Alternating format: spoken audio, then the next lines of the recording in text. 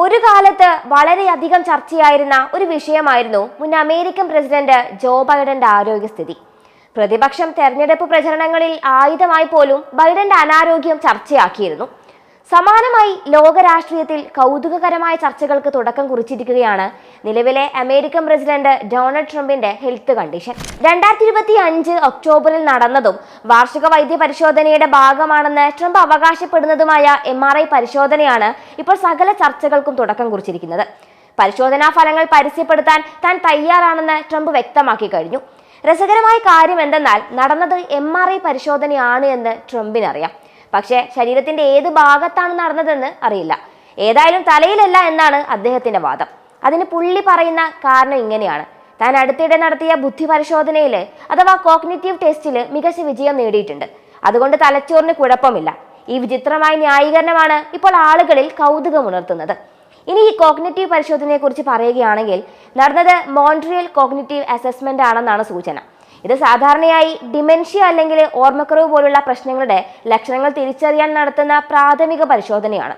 മൃഗങ്ങളെ തിരിച്ചറിയുക, വാക്കുകൾ ഓർത്തുവെക്കുക തുടങ്ങിയ ലളിതമായ ചോദ്യങ്ങളാണ് ഇതിൽ ഉണ്ടാകാറുള്ളത്. ഇതിൽ താൻ എല്ലാ ചോദ്യങ്ങൾക്കും ശരിയുത്തരം നൽകി എന്നാണ് ട്രംപ് അവകാശപ്പെടുന്നത്. 79കാരനായ ട്രംപിന്റെ ആരോഗ്യസ്ഥിതിയിൽ ഇതിനു മുമ്പും ആശങ്കകൾ ഉയർന്നിരുന്നു. 2025 ജൂലൈയിൽ ട്രംപിന്റെ കാലുകളിൽ നീരുള്ളതായി അന്താരാഷ്ട്ര മാധ്യമങ്ങളിൽ അടക്കം വന്നിരുന്നു. ഇത് ക്രോണിക് വീനസ് ഇൻസഫിഷ്യൻസി എന്ന അവസ്ഥയാണെന്ന് സ്ഥിരീകരിക്കുകയുണ്ടായി. പ്രായമായവരിൽ രക്തചംക്രമണം കുറയുന്നത് മൂലം കാലുകളിൽ നീരുണ്ടാകുന്ന ഒരു അവസ്ഥയാണിത്. ഇതിന് അദ്ദേഹം ചികിത്സ തേടിയിരുന്നു. കൂടാതെ ഏപ്രിൽ 2025 നടന്ന മറ്റൊരു പരിശോധനയിൽ അദ്ദേഹത്തിന് ഉയർന്ന കൊളസ്ട്രോൾ ഉള്ളതായും കണ്ടെത്തിയിട്ടുണ്ട്. ഇതിന്റെ ഭാഗമായും ട്രംപ് ചികിത്സ എടുക്കുന്നുണ്ട്.